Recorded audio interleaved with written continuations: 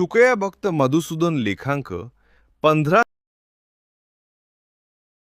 संत तुकोबारायांच्या तपोभूमीचा विध्वंस होत असताना स्वतःला संत तुकोबारायांचे वंशज समजणारे संस्थानिक, संत साहित्यावर भरपूर लिखाण व संशोधन करणारे साहित्यिक, शासकीय वरदहस्ताने अनेक समित्यांची पदे भोगून शासनाचेच गीत गाणारे भाट, संत तुकोबारायांना आदर्श मानून अनेक चळवळी उभ्या करणाऱ्या ह्या संघटना, श्रीमंत जगद्गुरू संत तुकोबारायांच्या तपोभूमीचा विध्वंस होत असताना या विषयावर का बोलत नाहीत?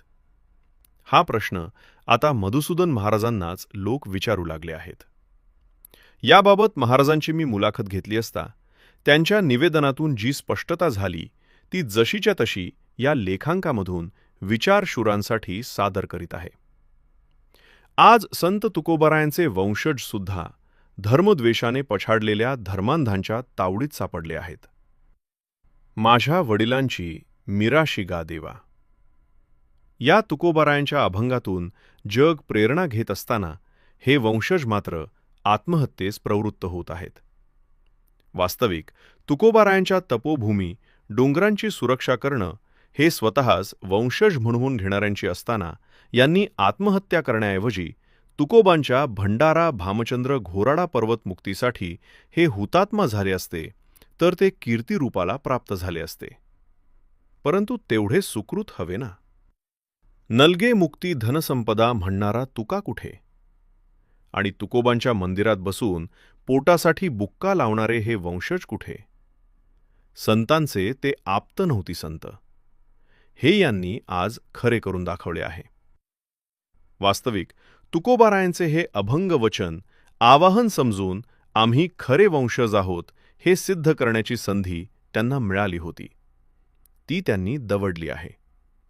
कारण सन 2011ला मी महाराष्ट्र शासनाद्वारे राज्य संरक्षित स्मारक म्हणून भंडारा आणि भामचंद्र डोंगर अधिसूचना काढून घोषित केले असताना याच देहू संस्थानाने त्या न्याय्य अधिसूचनेवर विरोध दर्शवून हरकत घेतली आहे.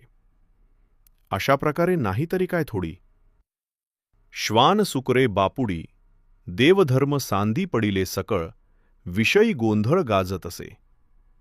ही अभंगवचने त्यांच्या वंशजांनी वर्तमानात खरी करून दाखवली आहेत. भामचंद्र भंडारा पर्वताच्या एकांताला, निसर्ग पर्यावरणाला, येथील साधकांच्या शांततेला, या साधना भूमीच्या अखंडतेला निर्माण झालेला धोका डोळ्यासमोर दिसत असतानाही काहींचा अपवाद वगळता आंधळ्या धृतराष्ट्राप्रमाणे प्रत्येकाने मौन धारण केले आहे.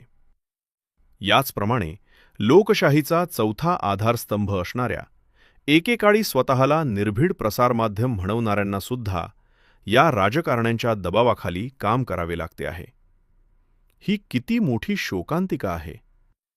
जाणून बुजून झोपेचं सोंग घेणाऱ्या या सर्वांना उघडे पाडण्यासाठी व या गंभीर प्रकारांना वाचा फोडण्यासाठी मधुसूदन महाराज पुन्हा एकदा जनता जनार्दनासमोर संतभूमी रक्षणार्थ आवाहन करून रस्त्यावर उतरले आहेत. त्यांची उद्घोषणा आहे की संतभूमी ही ठेवूच आम्ही मुक्त आणि स्वतंत्र, घोर संघर्ष करूनी तोडू शत्रूचे षडयंत्र. महाराजांनी ऋषीमुनींपासून चालत आलेला प्राचीन संस्कृतीचा वारसा जपण्यासाठी, संतभूमी संरक्षित करण्यासाठी आपले ध्येय उद्दिष्ट स्पष्ट करून हे विधायक कार्य सातत्यपणे सुरू ठेवले आहे. या आंदोलनात त्यांचा आम्हाला संदेश आहे की संतभूमी रक्षणार्थ केले आम्ही आवाहन सत्य, ध्येयी आमुच्या एकनिष्ठ, जे धन्य तेची अमर्त्य. इति संकलन व लेखन विजय दणाणे.